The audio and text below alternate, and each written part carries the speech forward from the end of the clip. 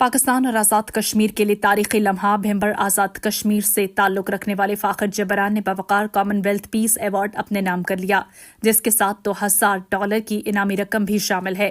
ये मुअज़्ज़ज़ एजाज़ 56 कॉमनवेल्थ ममालिक में से सिर्फ 5 अफराद को दिया जाता है और इंजीनियर फ़ाखर जबरान इन मुंतखब शख्सियात में शामिल हैं।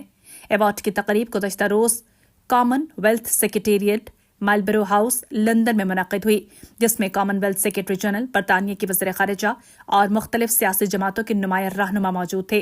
सेक्रेटरी जनरल ने इस मौके पर कहा, ये पीस अवार्ड जीतने वाले नौजवान लीडर दुनिया में अमन कायम कर रहे हैं और मुस्तक़बिल की तश्कील में अहम किरदार अदा कर रहे हैं।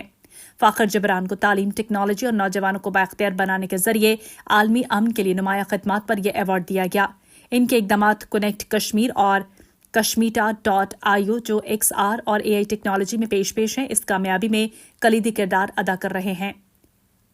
वज़ीर-ए-आज़म पाकिस्तान की नेशनल यूथ काउंसिल के रुकन की हैसियत से फ़ाखर जबरान ने कनेक्ट कश्मीर के जरिए हज़ारों नौजवानों को डिजिटल स्किल्स और जदीद टूल से लैस किया है।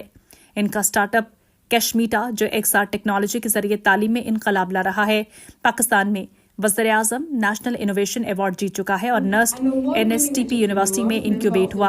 ऑस्ट्रेलिया में पर्थ लैंडिंग पैड के लिए मुंतखब होने के साथ साथ ये एक्सेलरेट यूनिवर्सिटी ऑफ वोलोलोंग में इंक्यूबेट हो चुका है और गवर्नमेंट ऑफ वेस्टर्न ऑस्ट्रेलिया के global tech and innovation program 2024 के लिए भी चुना गया है।